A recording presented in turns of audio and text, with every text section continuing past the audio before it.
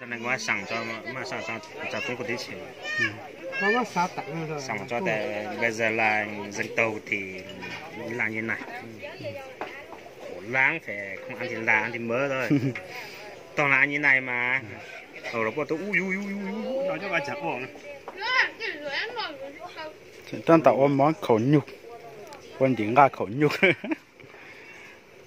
chú cũng no cái này giờ no cái quả cho cái chua này quả cho chua cho cho cái cái đó hổ một cả cho tặng lò hàng cái chua này我来出的公路这不luôn nó lò cắt xóa đấy nó bị tụi người ta nó trong nữa nó bị từ muộn gì trong trong này đấy là nó chỉnh ổn cả này trong cả mà nó là món này thì nó lăn lặng quá này thì nó hoa khổn nhục này nhớ kỳ mà đi tốn nó này thì nó này cho coi là thì nó nhộ qua cần có đây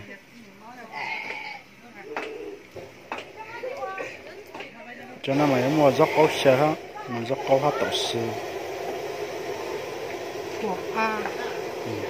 một thang này cái này thang còn nói món thành rồi cả qua tàu này dần thành nó rồi món thành tàng mà lấy cho dốc câu xe mà chấm hậu chấm chu để cả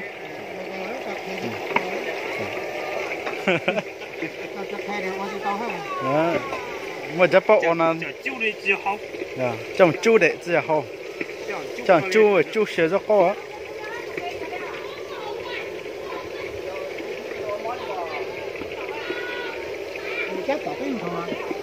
đủ ha nó vâng có cái mà lấy thở ra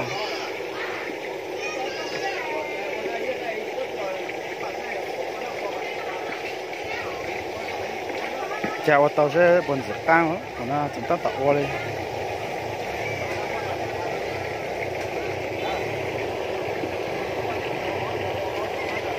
Em mong gì nó bé mua cho cái chợ quảng ca này, chợ một số quảng ca nó được sửa tàu là cho nó bé cho mong cho bé trong là bé chợ quảng nọ nữa, chứ mua cho chợ quảng nọ hay gì, vừa chợ sửa hay là chợ sửa gì mua liền để hắn nên tôn thủ đến nào rồi vừa tao sạc cán vậy rồi ra thổi gì cho mông này chỉ muốn thành non thành hồ là thành trong là cái sức còn bao ô cho cái chính bao ô là gì nó khai cho cái chỉ tao bao hết gì tổ sư ha rồi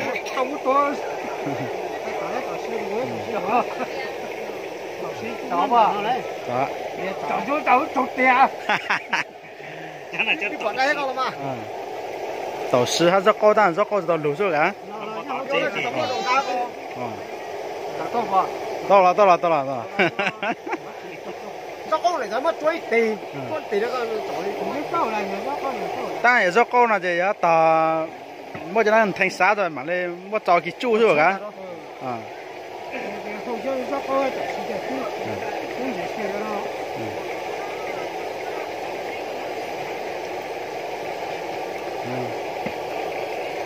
chẳng sợ nó gì muốn thành á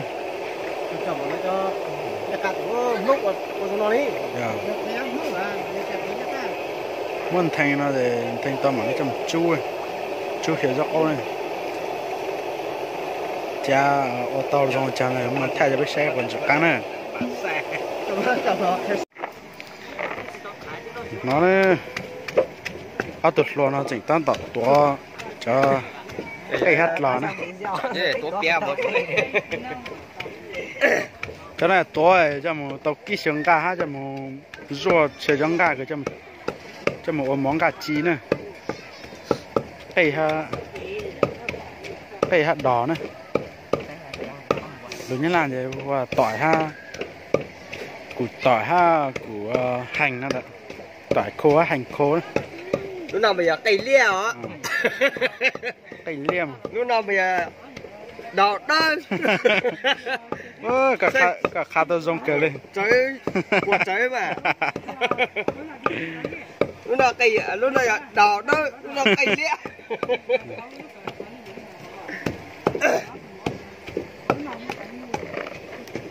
Cái gì? Để sao? Tối nào cũng bị đánh ấy, thì bảo cái chiều trước bảo bị đánh ấy. Đi báo thù đi. Thì đi báo thù.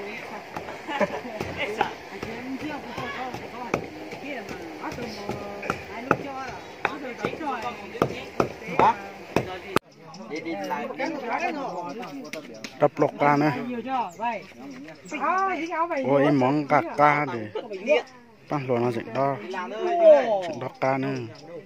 Làm để đâu? Đi ra nhà ta. Nếu nước mà chỗ kia thành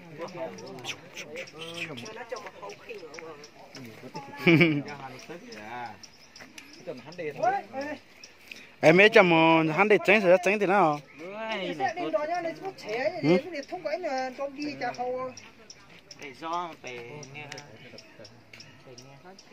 giờ hắn xong cái một lót xe mà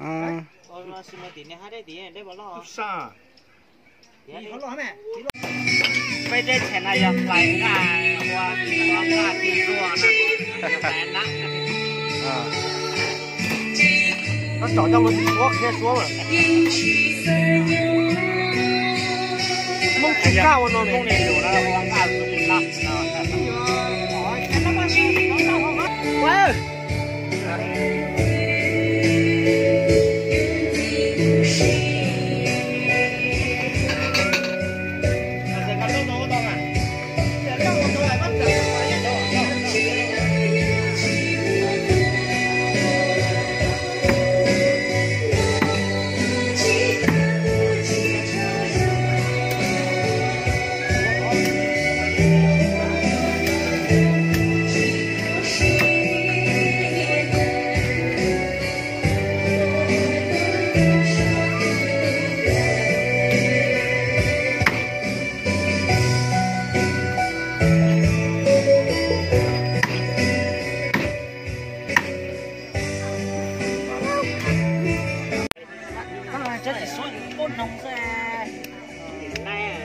trong gà chí nữa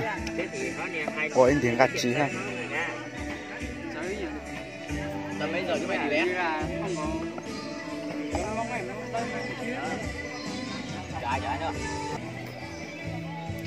mày chính gà mày nên mua sẵn tàng lại Có tôi chọn cái ngay. các càng sang tủ bỏ á Sao mà chọn thả chủ sao thế? sẽ sang tủ thế Quay không lắm mà. càng trồng con gà chí liền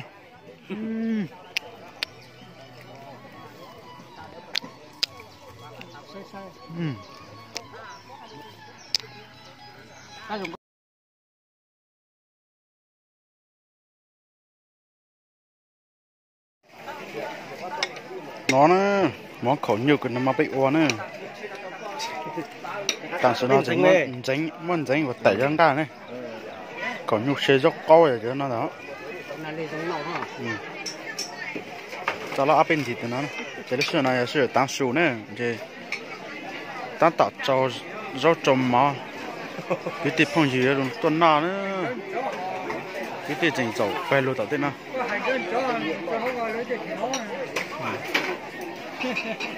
mấy cái khứa à mấy cái quảng cáo à Khứa ta cho xe chỉ hành à? khứa ta cho xe chỉ hành vậy à? Dạ. Chỉ rồi. Cả tiết thiếu. Tao chỉ phụ liệu. Cả tiết thiếu. Cho quảng cáo cho đầu bên là mà cho cái dẫn đạo cho họ mà chỉ xe pan nào chứ. Cho nó cho火叉咯。dạ. Pan nào mà bự là chỉ vàng ta tông cái nào lên rồi. Dạ. Bên thì nữa, ta bên thì nhắc khó lại, giờ nó bắt chang này, lúc xưa nó chỉ mong nhân làm cho kiến nào hầu thì cũng vắng mình lên đâu chơi, thông thống đây mà chỉ một cái vắng mình mà, con nào họ mà nhua cần cầu lên, dạ, thì nó nói là già ngay cái kỹ tàu nữa.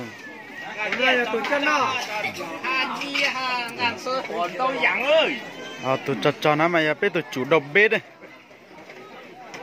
giờ chủ nông tụi thợ này, mỗi lần chỉ giờ nông tụi nó lú ấy,